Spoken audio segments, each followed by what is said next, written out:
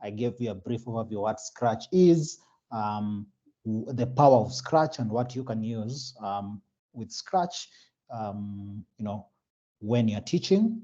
And then my colleague Edith took that further. She took you through the building blocks of Scratch and coding. So you looked at things like variables, things like loops, things like conditions.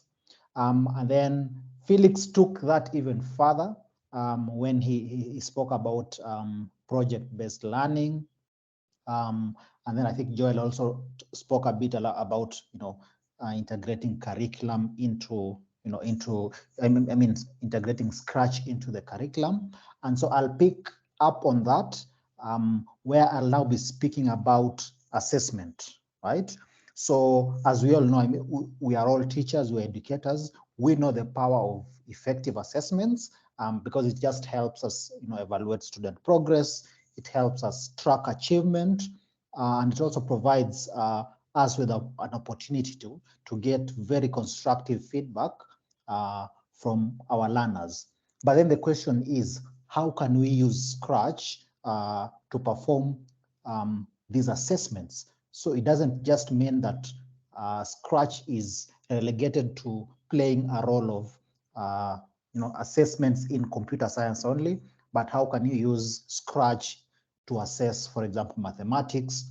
How can you use Scratch to assess, English, the languages, the humanities, and so on and so forth? So that will be the main topic for our class today.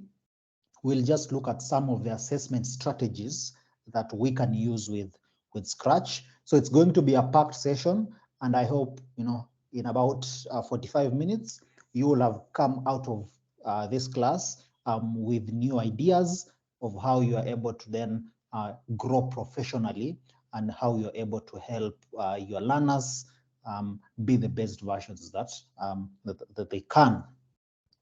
So let's just jump right into it, and I'll start right from the top, what an assessment is, and in our context, what an educational assessment is.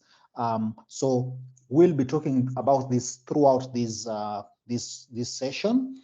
So we'll just explore some of the effective ways that we can use to evaluate student progress, track achievements. I've already spoken about this and just mentioned about this, how we can provide constructive feedback, but then using Scratch programming, because as we all know, the crucial role that assessments play in education, that's why we have, for example, national exams. That's why we have things like formative and summative assessments. All these we'll get to talk about them during these particular sessions. And then we'll just look at how these then influence and guide the instructional decisions that we make as teachers and as educators. So Scratch, and which is something we've been talking about for the past 4 weeks. So Scratch, as we all know, provides a very intuitive and engaging platform. I'm sure you've all seen how interactive that platform is. And then, so for us as educators, we can actually use that to then have or allow our students to create things like interactive stories, to create things like animations, and even games, right? So Scratch in itself and the way it's structured, it just encourages that creativity. It allows our kids to, solve problems. And then it also allows something I'm calling computational thinking. So I'll get to speak about what computational thinking is as we move along. But these are just some of the advantages that Scratch gives and what now we as educators can leverage to be able to expand the boundaries of what our learners can do.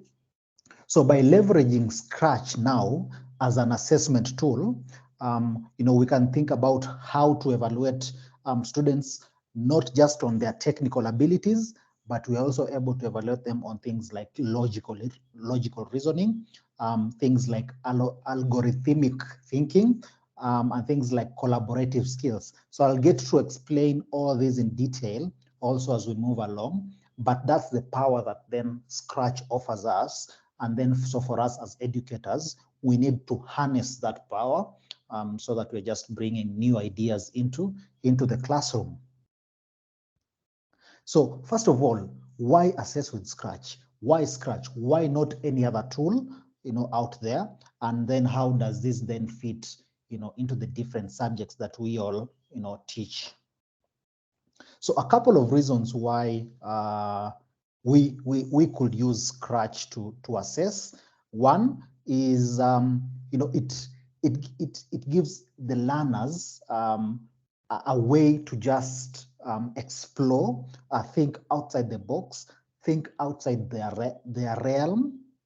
So as we all know, assessment is still an integral part of the teaching, but then if we bring Scratch into that, we find that we have, Scratch offers very unique advantages as an assessment tool, because we are able now to see how effective we can be able to assess using Scratch. And then at the end of it all, it still offers advantages to not only you as an educator, but then it also gives, it also offers, advantages and is beneficial to even the students. So one of the reasons why we need to assess with Scratch, and what you need to think about as educators, is one, of course, the visual and interactive nature of Scratch. I'm sure all of us, I think growing up, and I think most of us throughout our educational journey, assessments have always been, when you hear about exams coming up, there's always that tension. Why? Because it's very, it's a bit closed. It's not as interactive as we would like it to be. It's not fun. It's not a fun activity, because there's that tension. You have to think about, passing, for example, an exam or an assessment. But then Scratch kinds of flips that. It then gives us an opportunity to assess, our students using a very visual and interactive platform. So the way Scratch is built out, the way it's beautiful, it just enables students to have like that interest, and just makes learning very engaging. So when we use Scratch to then assess our students, they are able now to showcase their understanding of not just programming concepts, but any other concept that you as a teacher or an educator, you want them to learn. But then it doesn't do this through a very boring process, but through a very creative and interactive way. There's that visual representation that just provides that deep insights into the thought process of our learners, and just see their problem-solving skills in action. So that's one of the main reasons why we need to assess with Scratch, and what you as educators need to think about moving forward, so that we kind of move away from what of the way assessments have been done for 30 years plus, and moving into this new age of using tools like Scratch just to do those assessments. Another reason why we could use Scratch is obviously creativity. We need to encourage that creativity for our learners, and Scratch fits this purpose really well, because we are able to not just evaluate those technical skills that we may want them to have, but throughout that journey, throughout that process, you see students now expressing their creativity. They're able to develop, interactive stories, animations, beautiful animations. They're able to develop games. And so when you as an educator is then able to assess this project, you're just able to appreciate that creative thinking that you can see your learners are bringing forth. You're able to see those innovative design decisions that your learners make. You're able to see that storytelling abilities. For example, a language like, for example, the languages. You're able to see that storytelling ability, instead of just, for example, telling kids to write an insha. Why don't you think about creatively give them, a tool like Scratch? Tell them, of course, you want to write your insha, but think about how you are able to bring that into something like a story, right? And so you'll see that creativity just bubbling up. You see how engaged the kids are. You can even see the excitement. So that's just the second reason that we could use Scratch to assess our learners. The last one is what I've mentioned, computational thinking. So it's the 21st century. We are in the age of AI. I'm sure you've heard about ChatGPT, you've heard about the internet, you've heard about AI. All these things are going to define this century. And so for our learners, we need them to impact with them this skill I call computational thinking. And so computational thinking is just the ability of our learners to be able to break down very complex problems or projects into very small, manageable steps. They are able to create algorithms, and algorithms in its basic form is just, following a structure. For example, they are able to utilize the programming skills that we were learning about, things like loops, things like conditionals, things like variables. They are able to do that. And so Scratch gives an opportunity for you as an educator to observe and evaluate those computational thinking skills in action, because this is a very fundamental and a very basic skill that these learners will need to be able to survive this century. So 3 things that I've been speaking about of why we could use Scratch just to assess our learners, and I'll give just a brief overview of what those were. I've spoken about how interactive Scratch is. I've mentioned the creativity that Scratch then allows our students to have and bring forth, and I've also mentioned about the demonstration of these computational thinking skills that Scratch is able to provide. So that's the main reason why, first of all, we need to use Scratch to assess. And remember, it's not just limited to computer science. There's a lot of things we can use to assess with Scratch. I've given an example of the languages, using Scratch to create a story, or having our learners create a story where they're able to bring these ideas to the front. I'll also speak briefly about the different types of assessments that that typically we use as educators.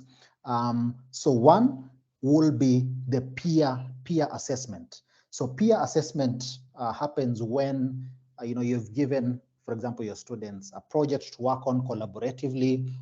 So students are able to provide that constructive feedback. They're able to give suggestions. They're even able to give praise. So what this helps is then our students are then able to practice these critical thinking skills, these communication skills, and then we are then able to foster this collaboration where our learners learn from one another. So I'll give you an example of just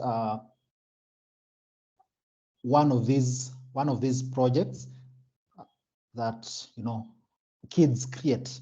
So, for example, here is a project from that some of the kids have created. It's called Beat the Goalie, right? So it's just a game whereby kids are then able to assess how to play, for example, using Scratch. So you can just see if you kids such a project, you can just see how fun that will be. And then for you as an educator, you can just sit back and see how creative then these learners are able to bring the ideas. So that's the first, sorry, I stopped sharing for some reason. Let me share again. So that's the first type of assessment, the peer-to-peer kind of assessment where you have your learners learning from each other, giving suggestions, giving praise. We also have the formative kind of assessments. This is where you assess your students' understanding of different concepts in real time. So you then identify learners who, for example, who are struggling and may need that additional support. You're able to provide for them. And then you also have the summative. This is where, at the beginning of a term, for example, you give your learners a scratch project to work on. And then this is, it's done over time. And then you have milestones. For example, after every 2 weeks or every month, students are then able to come and show you where they've reached, and then that then builds out towards the end of the term. That's kind of the summative assessments that we could use also, where whatever concepts you're teaching in class, students are able to take that and apply into the different Scratch projects that they are creating, and then you move along with them so that at the end of it all, it culminates into this summative project where you can invite parents, for example. Students are able to showcase what they've come up with, and still, I'll still insist, it doesn't just mean that this is only happening for computer science or computer, but then you can do this for all subjects, languages, humanities, all those subjects. You can actually assess your students using Scratch, and then you can have them do that final show off where they just show off where or what they've learned. And then for you as an educator, you can even come up with a very simple reward system that the best group or the best learner will have this small gift. It doesn't have to be a large gift.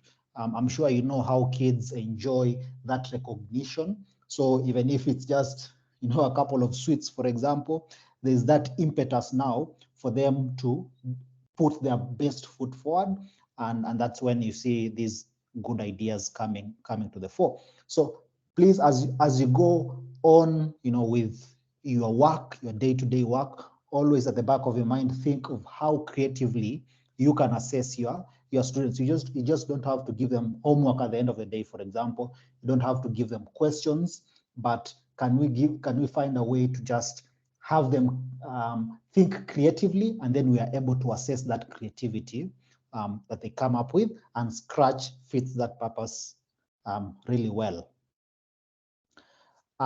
So once you've given, for example, your learners, a Scratch project to do.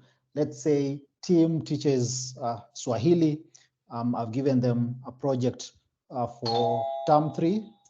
Sorry, just give me a moment.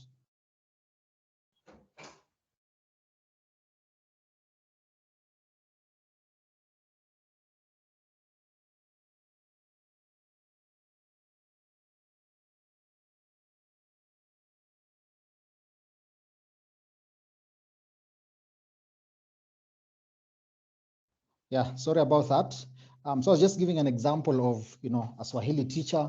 You want your kids to learn about, I'm not a Swahili teacher, so I'll just give an example. Sorry if it's not accurate. To write about insha, for example. You want them to explore, for example, you want to check their writing skills. You want to see how they think about coming up with stories. So if that's what I want them to learn for this particular term, I'll start them right from scratch, where they write a story, they build up a story. So week 1, for example, I'll tell them to come up with a structure of how they want their insha to be, and then bring that into Scratch. But then for you, after that process, you need to think about how you can assess that, right? And that's where rubrics come in. So a rubric is just like a guide that can help you to mark or assess these projects. So once you've given them a project, you have to think about coming up with a rubric. So a rubric just provides a very clear framework of how you can assess the work that the students have done consistently and objectively, so that you're not swayed, for example, by your personal feelings, but it's very objective. So when you are assessing these Scratch projects, please utilize rubrics, just to ensure that the criteria that you want to evaluate is very transparent. You can share this rubric even with the students so that they know what you expect of them. And here's an example of a rubric that I've just, I came up with For example, you're assessing a project. This is how a rubric comes up or looks like. Let's say I want to assess them on 3 things. I want to assess them on, first of all, originality. I'm assessing them on creativity, and I'm also assessing them on purpose. So as I go through the projects, I'll use this rubric to check off. So if the project, it's very original, I'll assign it a score of 3. If it's very creative, I'll assign it a score of 3. If it's like it fits the purpose that I want them to learn, I'll also give them a 3. And then at the end of it all, I share the results with them, so that they know where they went wrong, what they could do to improve. And then you're also able to get, quote unquote, a winner whom you're then able to reward. So coming up with a rubric is also a very important part of that process. Once you've assigned a project for you to assess, you'll need a rubric that is very clear, a rubric that is very consistent, a rubric that is very objective, and it looks something like this, so that even if you gave, for example, a CRE teacher, you're a Swahili teacher, but you give a CRE teacher to help you assess these Scratch projects, they are able to assess just as you would have. So please always think about how to create this clear framework through rubrics. And then I've mentioned, and I think I've spoken a lot about the computational thinking skills that we want our students to have, so that they are able to survive this century. But now the question is, how can we assess this computational thinking using Scratch? And so, as I've mentioned, it's still a vital skill that students need to develop. And even I think I'll argue, even for us as educators, we need to be able to break down complex problems, into very small, manageable parts that we are then able to handle. This is a skill that is applied everywhere, even in your day-to-day life. Right now, you may be in this class, and then you just receive a call, this and this has happened. You need to be able to think creatively, or look at how you can be able to solve these problems coming up. And the best way to do that is to break them down into small, manageable parts. And so for the students also, this is a vital skill, and especially for us educators working with the younger kids. If we have this grounded in them, they're able to survive and just thrive in our world. So how can we assess that? 4 ways that we can do that. One is, first of all, observing their problem-solving strategies. So when you're trying to assess these computational thinking skills using Scratch, try and observe how the students approach challenges, how they solve problems. Do they break it down into small tasks? For example, if you ask a learner to tell you how they would go about their day, a good learner who's good with computational thinking, or who has those skills, will tell you, for example, I wake up, I'll go to the shower, I'll be able to shower, and then I'll be able to brush my teeth, I'll be able to take my cup of tea, I'll be able to take my school bag, go and cross the road. So you see, all these are small. It's a big step, a big thing that they've broken into very small steps that they're then able to explain and just identify those patterns and relationships. So that's the first way you could assess that computational thinking.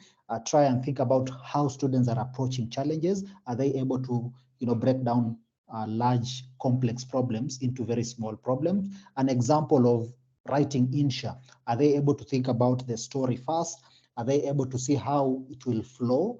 And then are they able now to bring it into this big story?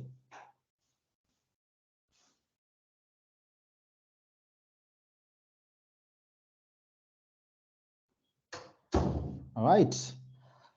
The second way we can assess computational thinking is through what we call, the programming constructs that even what you went through. So these are things like loops, things like variables. But remember, you don't have to give them those big ones. So a loop, as we all know, is basically something that repeats. Are we able to see that pattern with our learners? Are they able to, come up with things that kind of repeat and see those relationships? So that's the second way that we can use to assess the computational thinking using Scratch. The third way is through collaboration and communication. So I've spoken a bit about peer-to-peer kind of assessment. So just taking that further and seeing how students collaborate, how they communicate with peers while they are working on these projects. So you're just able to then assess how, for example, how they give and receive feedback. Are they asking thoughtful questions? Are they asking those, probing questions? Are there that very constructive discussions going on? So when you identify these, you can tell that your learners are engaging in computational thinking. So someone will ask, but Tim, where will I integrate, or where will I find the time for my learners to try out these projects? I think we all understand how the curriculum sometimes is, how you're not able to have room to wiggle. But I'll argue and say, for an educator as us, a 21st century educator, we should always think about creative ways of having our learners still do projects like these ones. For example, assessing them using Scratch while still following up with the curriculum. So you could, for example, just give about 5 minutes at the end of each class where you have your learners working on these projects outside the curriculum. You can have students working on this outside class where you just guide them, and then they are able to do this, for example, in groups outside class. And the end result of that is that we are able to see our learners think creatively. These computational skills that I'm talking about, you can see them coming to the fore, and overall they are able to grow. But then after you've done this, you've done all this, so you've given them a project, you've been able to see how they are working together, you've come up with a very nice rubric, you've even brought in your fellow teachers from different departments to help you assess at the end of the term, assess these projects. You've, for example, even brought in parents just to have a look of what their kids have been working on. How are we then able to track those achievements for our learners, so that even for them, they see that value coming out. So to track these student achievements, I think it's very essential for you first as an educator just to monitor that progress right from the start, be able to provide feedback, and most importantly, be able to celebrate milestones. So if it's a project that's taking a whole term, every month, are you able to celebrate milestones and see, the kids that are doing well? Are you able to celebrate them? Are you able to probe them? Are you able to guide them towards the right place that you want them to be? So for you need to be able to integrate a couple of things that then help you just track this progress. One is milestones and checkpoints. So if you've set out a project that takes a whole term, can you establish a couple of milestones or checkpoints whereby learners just have like these specific tasks that they need to complete between this time? It's like things like project phases. Are you able to track the concepts that they've mastered? And so if you're able to do this, you can just gauge the understanding. You can identify areas that the learners have improved compared to the previous milestone, and most importantly, you're also able to offer that timely support. So if a student is struggling with their Scratch project, you are able to offer that support and just guide them, so that the student also feels supported, also feels that you are there for them. Apart from that, you can also integrate things I call journals and portfolios. So at the end of the term, they've created this nice story in Insha. Are you then able to have students showcase this, where you also have them reflect things like screenshots of their projects, where you're able to share even with the whole school. It's really nice, and students are able now to feel motivated to even go above and beyond for the next term, if you think about integrating that. Apart from that, they also see that growth over time, because they see, this is what I did in term 1, this is what I did in term 2, this is what I did in term 3. So there's that consistent growth, and then for you, it also helps you track the achievements. We can also integrate things like badges or certificates. It doesn't have to be professionally done, but if you're able to implement a system where you just recognize and celebrate, the achievements of students, assign a very simple badge for us that are teaching in primary, could even be as simple as a tag where it says best Scratch project, for example. It's really nice, and it's a very good motivation for the others then to be able to also put their best foot forward.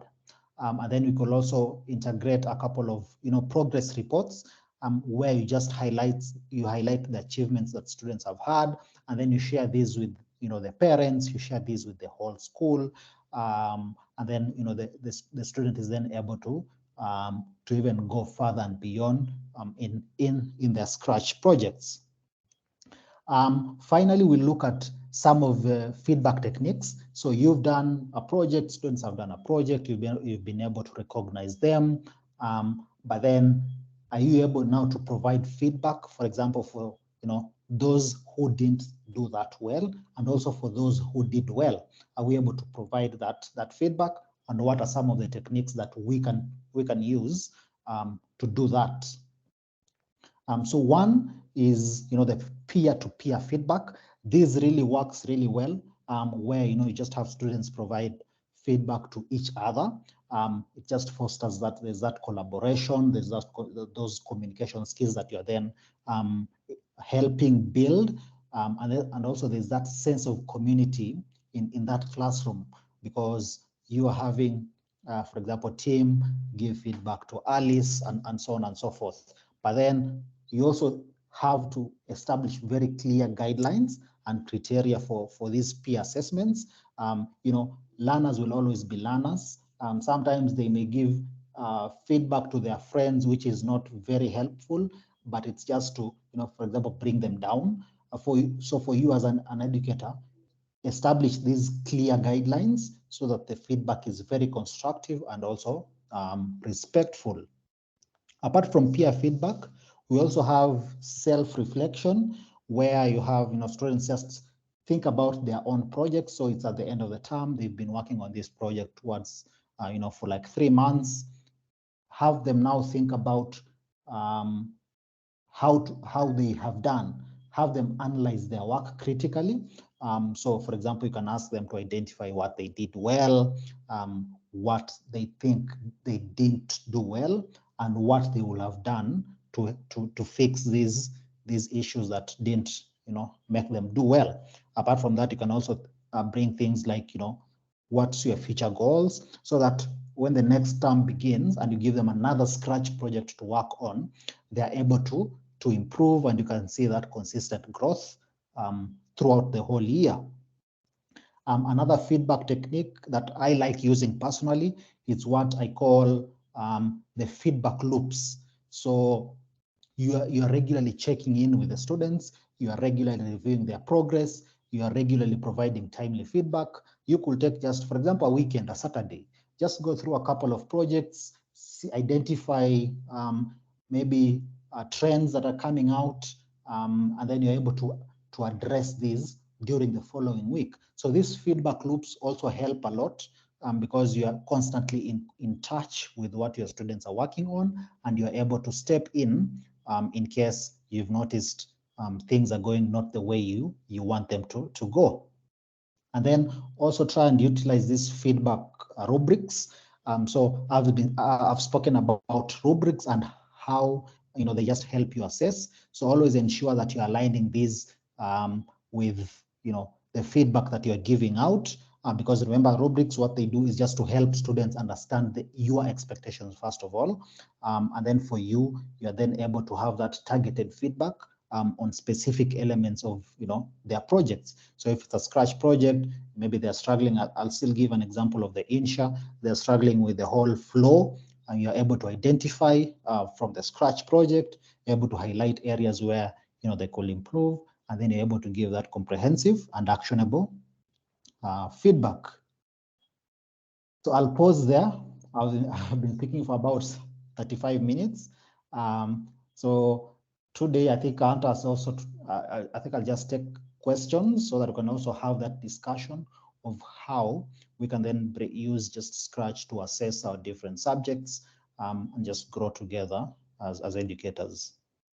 So I'll pause there and open up the floor to any questions, any comments of how we can assess creatively.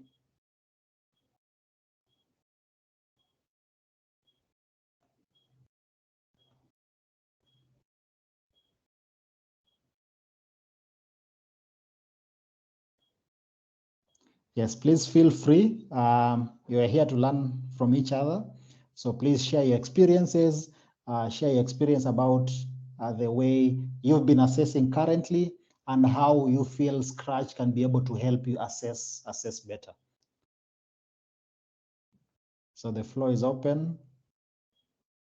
Julius, how have you been? Nice to see you.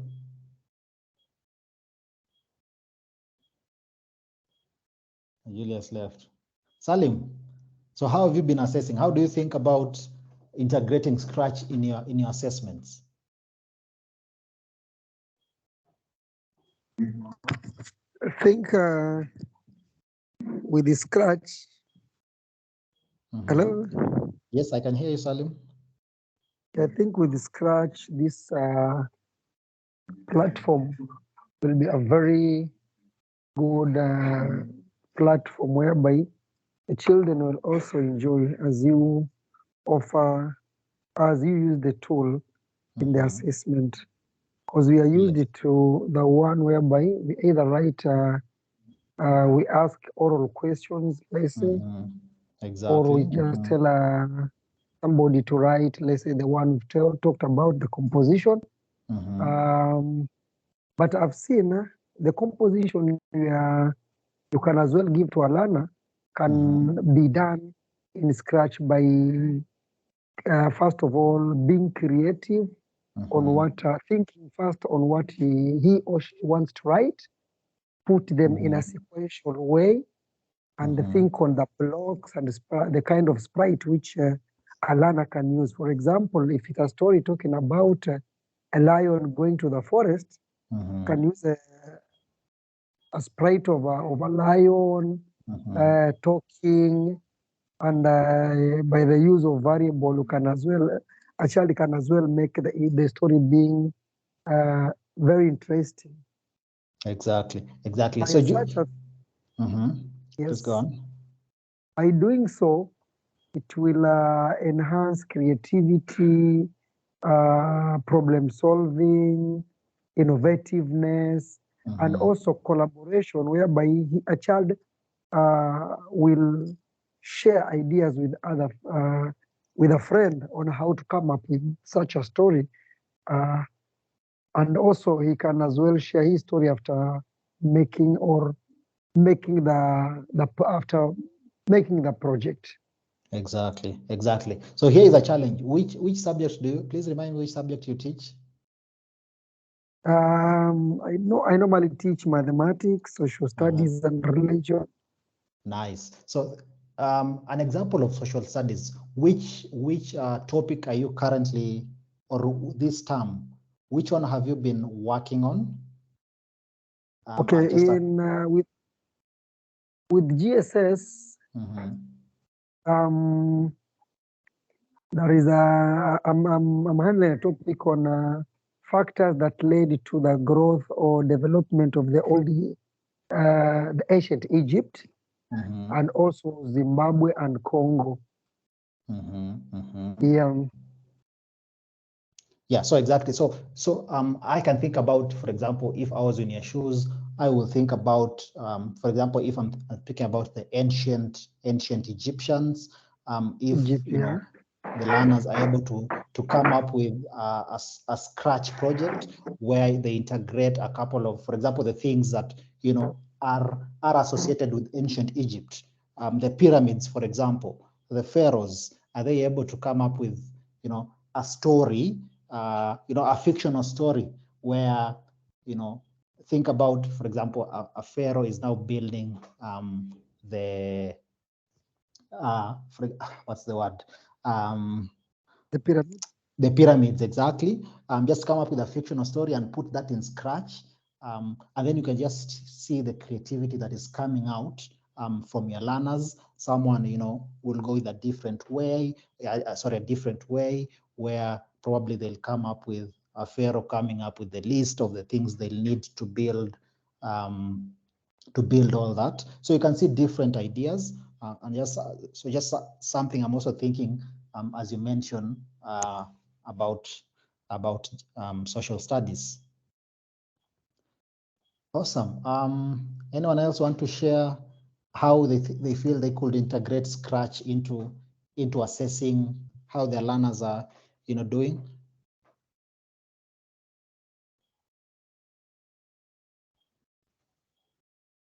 Said, any idea?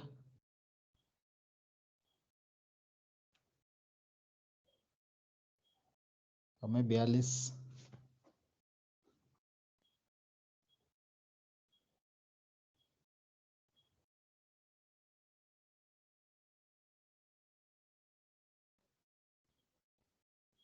Okay, yeah, but I think what we get from, what I'll say is the main thing to get out of this session is go out of your way to think about how you can assess your learners creatively.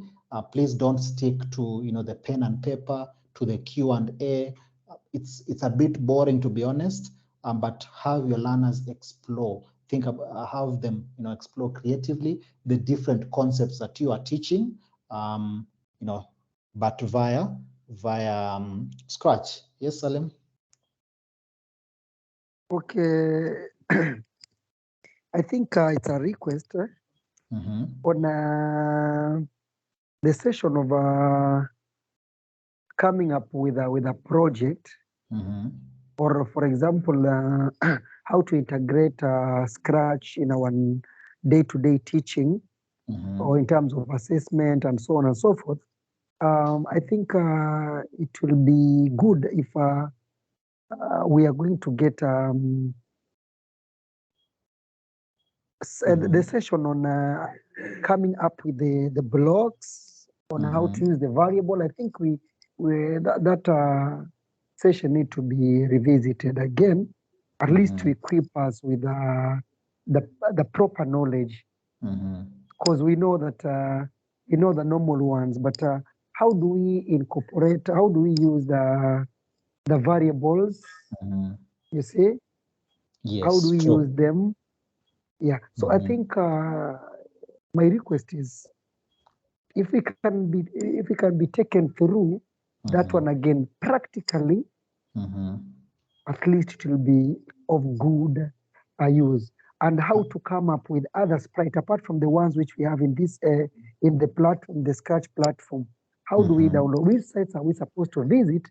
Because maybe I can download a sprite, but it might be in form of a picture, maybe a screenshot.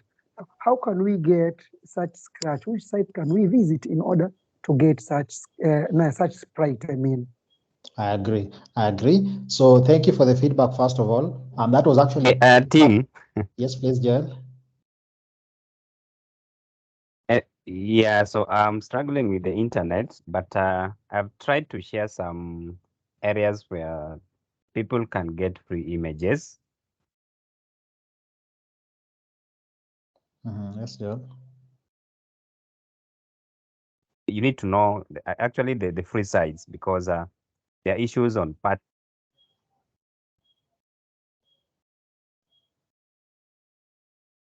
people put on certain images.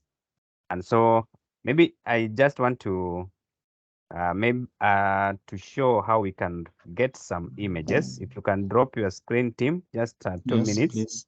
Go ahead. Go ahead.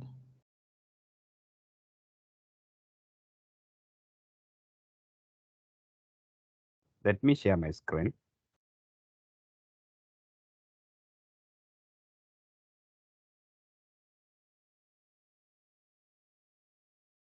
So one of the sites that you can get free images is Wikimedia Commons. We have another one which is known as Unsplash. We have Pixabay. We have free images. We have Creative Commons Search.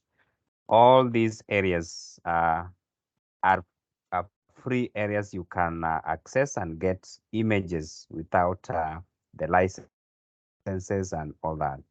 So for example, if you go to your web, maybe you want maybe to use Unsplash, just have to copy that link or that item, then bring it to your web, and then what happens? You just search. If you have stable internet, it will bring you to this page, and the first web page is written Unsplash beautiful free images and pictures. So you click there, and you have a section where you can search for the image you want. So for example, you want a ball, maybe football ball, okay, from just the web. This is just an example. So if you search, you get so many images down, and they are free. You can download and use. So if I go to this one, you see now I can download here for free. So you can also choose the size. You can get it as a small size, medium, large, depend on what you want. So if it's a medium size, you click there, and then it will come here. It has downloaded. So if it downloads like that, you can use it now for your Scratch project. So these are free sites. Remember, download an item which is having a free license, okay? Otherwise, you can also be subjected to some kind of copyright issues that can bring troubles on the project that you use, especially if you create a Scratch project and then you share to people. So thank you. Just explore. There are so many other sites that you can use. Meanwhile, I've just shared 5 here. You can get to see what those images are. Just try to search for the image you want and see whether you can get some results. Thank you. Thank you. Okay, excuse me, Mr. Joel. Excuse me. Yes. Excuse me, Mr. Joel. Can you come up Yes, again yes, I with can. the sites? Unsplash, I have, they are just or on the share them. chat. Share the, yeah, Let thank me you. Thank you. reshare. Okay, thank you. Thank you, Tim. Yes, thank you, Joel. Julius, I think you had raised your hand also. Please go ahead.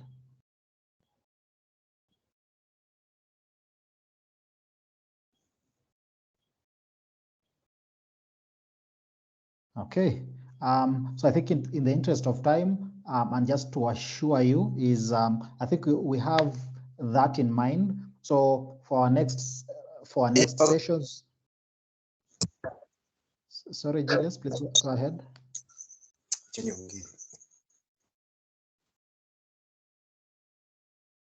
There's a hand from Julius. Hello. From Julius. Hello. Yes, we can hear you. Yes, we can hear you, Julius. Okay, thank you. Can hear you, Julius. Okay, thank you. Good evening. Good evening.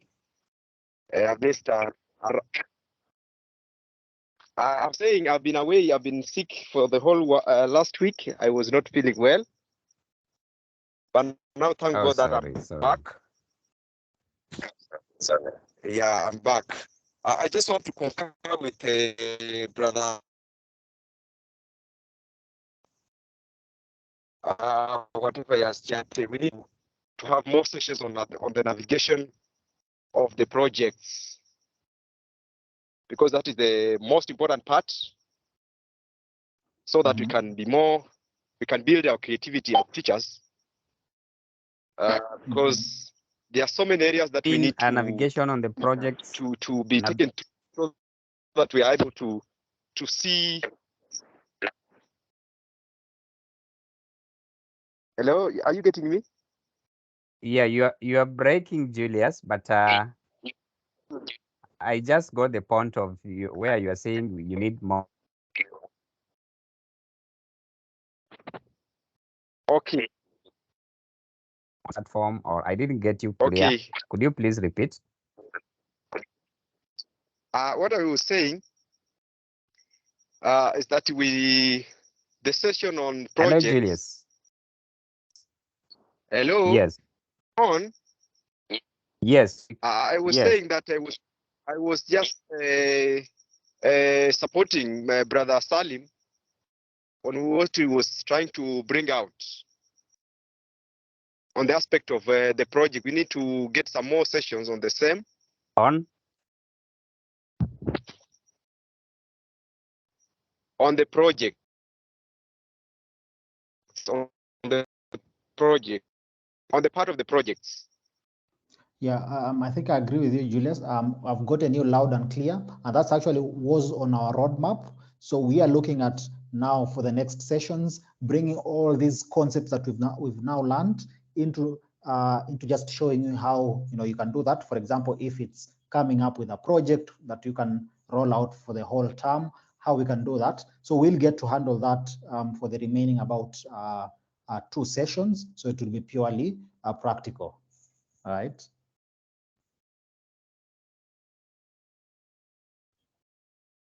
Awesome. So I think in the interest of time, I think let's stop at this point so that we can just take some time to take it all in. But for the next projects, for the next sessions, we'll then be able to bring all this that we've been teaching you right from the start into then a very comprehensive project that we can then follow together.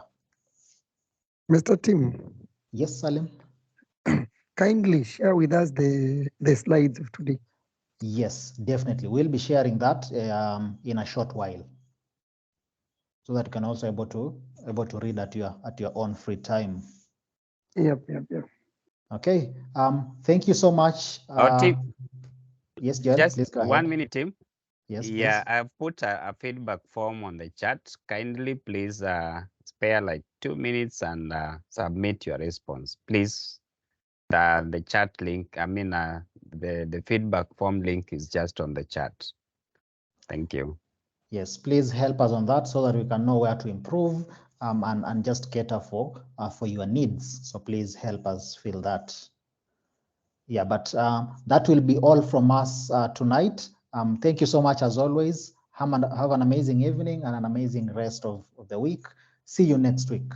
Same time, same place.